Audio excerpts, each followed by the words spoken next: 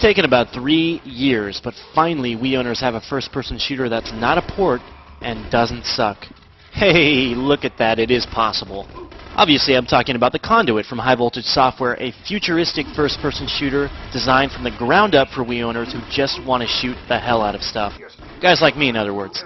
We've been waiting a long time for this one, but the good news is the wait has been worth it because the Conduit delivers a fun single-player mode and an engaging online multiplayer component.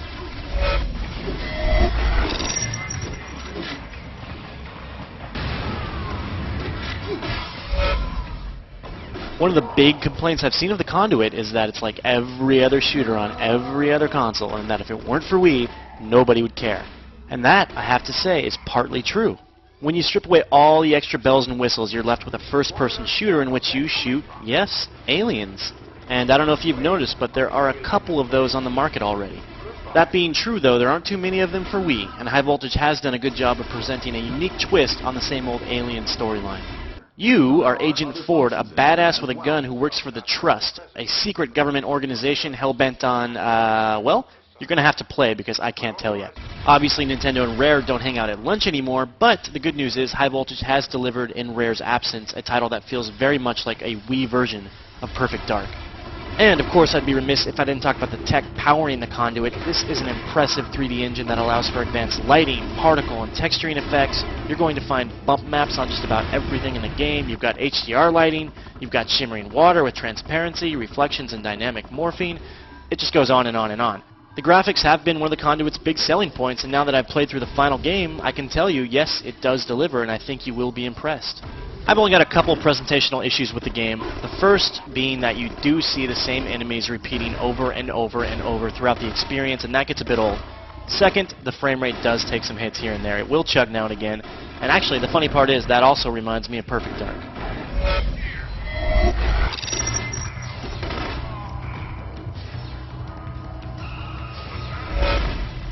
In the Conduit, you shoot a lot of aliens and a lot of guards, and you progress through levels in a linear fashion. So what makes this game so special? Or maybe the better question is, what can you do in the Conduit that you can't do in any other first-person shooter on another console? On a very high level, maybe not a whole lot, actually. But when you start to break it down, there are definitely some Wii advantages. It all starts with control, and in the Conduit you have more customizational options in that regard than you do in any other first-person shooter on any other console, at least that I've encountered. You can modify everything, so you can change your horizontal and your vertical look speed, you can change your run speed, you can modify your bounding box, and you can do all these things in real time as you play the game and see the results on the fly, which I love. If you've ever suffered through a badly controlled first-person shooter, Red Steel, you know exactly how important good controls are in these games, and the Conduit will have you covered because you can customize it to exactly how you want it. After just a bit of tinkering, you're going to find that perfect control scheme, and as a result, the game is going to feel very intuitive. Everything's going to control very, very well. Once you're well into the experience, though, you're going to find a title that is very straightforward. It's a lot of running and gunning and not much else. And that is a bit of a disappointment for people who really want something new and refreshing out of their first-person shooters. Thankfully, though, the core gameplay is still fun, intense, and satisfying, and Agent Ford carries around with him a little gadget called the All-Seeing Eye, and that allows him to scan items and find unlockables, adding just a bit of replay value. With just over 9 missions to explore, the Conduit delivers between 5.5 and 8 good hours of gameplay, and that number is enhanced by an achievement system and secrets hidden throughout the adventure that unlock extra content, like character art.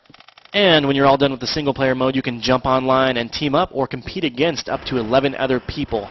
There's a wealth of maps, a variety of weapons, and of course a plethora of different gameplay modes to compete in as you go online. I think you're going to spend a lot of time connected in the months to come.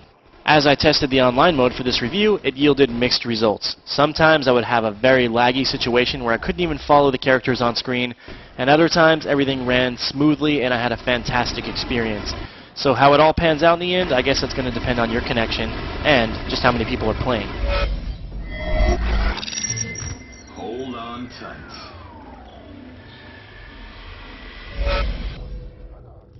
The Conduit is by no means a revolutionary FPS, but it's a damn good one, especially if you've only got a Wii.